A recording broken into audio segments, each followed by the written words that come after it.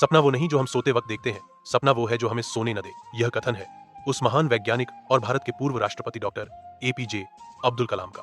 वे न सिर्फ भारत के मिसाइल मैन कहलाए, बल्कि करोड़ों युवाओं के प्रेरणा स्रोत बने। उनका जीवन इस बात का प्रमाण है कि साधारण परिवार का बच्चा भी मेहनत और लगन से असाधारण ऊंचाइयों को छू सकता है। 15 अक्टूबर 1931 को तमिलनाडु के रामेश्वरम के एक छोटे से गांव में एक गरीब लेकिन सुसंस्कृत परिवार में उनका जन्म हुआ। पिता जैनुलाब्दीन नाव चलाते थे और मां अशियम्मा गृहिणी थी। परिवार छोटे कलाम के मन में विज्ञान के प्रति गहरी रुचि थी। वे रात में आसमान की ओर देखते और सोचते, ये तारे, ये चांद, ये ब्रह्मांड कितना अद्भुत है। पढ़ाई का खर्च चलाने के लिए वे सुबह 4 बजे उठकर अखबार बांटते थे। स्कूल जाते वक्त नंगे पांव, हाथ में किताबें और दिल में बड़े सपने। कभी शिकायत नहीं, बस एक ही संकल्प, सीखना है, आगे बढ़ना है। मैट्रिक के बाद उन्होंने सेंट जोसेफ कॉलेज से फिजिक्स में ग्रेजुएशन किया और फिर मद्रास इंस्टीट्यूट ऑफ टेक्नोलॉजी में एरोनॉटिकल इंजीनियरिंग में दाखिला लिया। वहीं से शुरू हुई उनकी उड़ान की असली कहानी। उनका सपना था फाइटर पायलट बनना। उन्होंने पूरी मेहनत की, लेकिन चयन सूची में वे 9वें स्थान पर रहे, जबकि सिर्फ 8 सीटें थीं। नाकामी मिली, पर उन्होंने हार नहीं मानी। उन्होंने सोचा, शायद ईश्वर ने मेरे लिए कुछ और बड़ा लिखा है। 1959 में वे इसरो में शामिल हुए।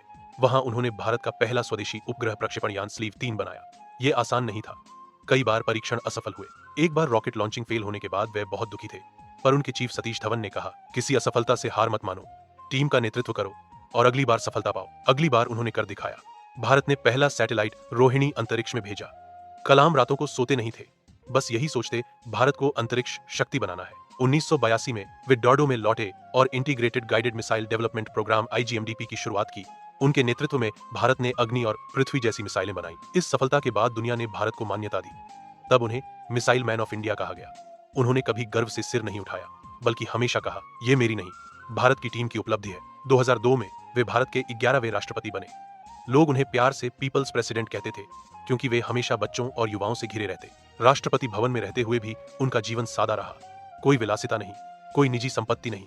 पद छोड़ने के बाद भी वे उसी तरह रहे जैसे पहले थे, सरल और प्रेरणादायक। 27 जुलाई 2015 को वे IIM शिलांग में छात्रों को भाषण दे रहे थे।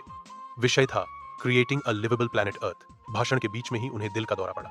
अस्पताल ले जाने पर उन्हें मृत घोषित कर दिया गया। जाते जाते भी वे वही कर रहे थे जो उन्हें सबसे प्रिय था, युवाओं को प्रेरित कर।